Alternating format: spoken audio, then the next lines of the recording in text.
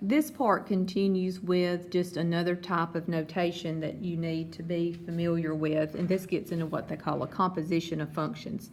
All right, what you have here and here are just little bitty open circles, and that's going to be different than just the dot that we were seeing a while ago, you know, that means multiplication. So having just a little solid dot means multiplication, and these being little open circles means that you're to do a composition. So of course I'll have to explain what all that means in just a little bit. Now the first line that you see here, whether it's written this way or this way, that means exactly the same thing. And then here, written here, those two things mean exactly the same thing, okay?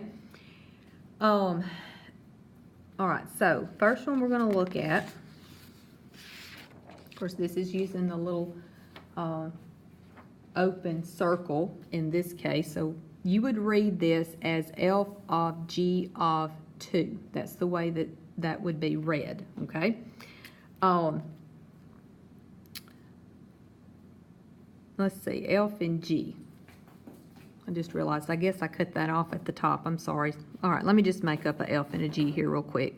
So let's say that f of x is x squared plus 1, and let's say that g of x is 3x, okay? So we'll use this as our F and our G. Okay, this time we're given a specific number, and what you're used to with function notation is you're to take this number and substitute it into the function. Well, the way this works with a composition, and you're to use both F and G, the easiest way to do is I'm going to break it into 2 steps instead of trying to do it all in one big step.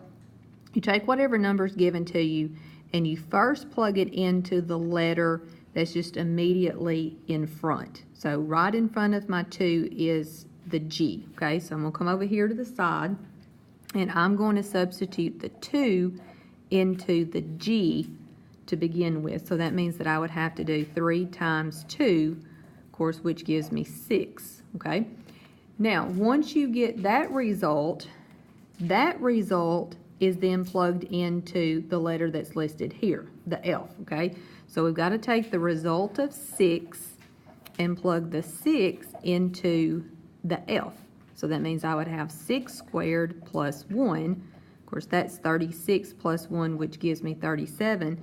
So actually, 37 is my final answer, okay? So this number plugged into the letter that's into the function that's listed right in front of the number, then that answer is plugged into this one, okay? Now, on this one, this is using the other notation, which I told you there's 2 different ways of writing it. So instead of using the little open circle, we're going to look at this.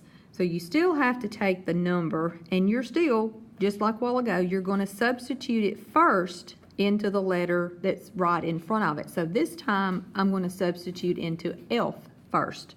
So F of -3, that would give me a -3 squared plus 1, which -3 squared is 9, plus 1 is 10. So now you take that answer, and then you substitute that into the letter that's listed out front. So now I know to put the 10 into function G. So now G of 10, that would be 3 times 10, which is 30. Therefore, 30 is my final answer, okay? So you got to make sure that you learn how to read the notation with these types of problems, okay? Now, next. Still dealing with this type of notation that you just saw. The difference is, if you'll notice this time, I don't have a specific number given to me, okay? It's still just in terms of x. This is where we're actually going to have to substitute the whole function into the other function, okay? Now, these are the 2 things that we're asked to find, so we'll just start with the first one here, which is h of g of x, okay? Now, the way that this is going to work is you start out with the letter that's here, and this function is going to be plugged into this function. So for this case, I'm going to substitute g into h. All right, so look back up here at the top. This is g. So I have to take all of this function and bring it down here and put it into this function, but you're going to put it in for the x, okay? So I have to start off with my 5, and in place of this x is where I have to put this entire function. And then this finishes off with the plus 2. Now once you substitute that in, then you just do your simplifying. So let's distribute our 5. And then you can combine the 5 and the 2. So now my answer would be 15x squared plus 7. So like a while ago, I got a whole function or got a specific number. This time I'm just going to get a new function because I don't have a specific number. Okay, now this notation, you're still doing a composition, but here, like where I did the G into the H, this time I've got to do the F into the G. So it's just reversing actually what I just did here. So I'm going to find G of F of X. So remember, this means that the F is being plugged into the G. All right, so this time, and actually, I'm sorry, this is not supposed to be F. This is supposed to be H.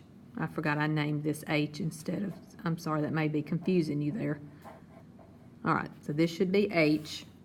So let me fix this down here. This should be H. Okay, so you take your H, which is the 5x plus 2, and you've got to bring it down here and plug it in to the x here. So I've got to start off with my 3, and then I plug in for x. I plug in the 5x plus 2, but then I have to square that. Whatever I put in for x, I have to square it, and then I finish off with the plus 1, okay? Now, simplifying this, you're going to want to write down the 5x plus 2 twice. You know, that's what the square means, is you have 2 of these, so you're going to have to FOIL these out. All right, so I'm holding on to the 3 and the plus 1.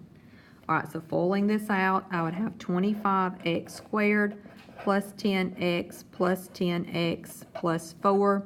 Bring down your plus 1. Okay, let's distribute the 3.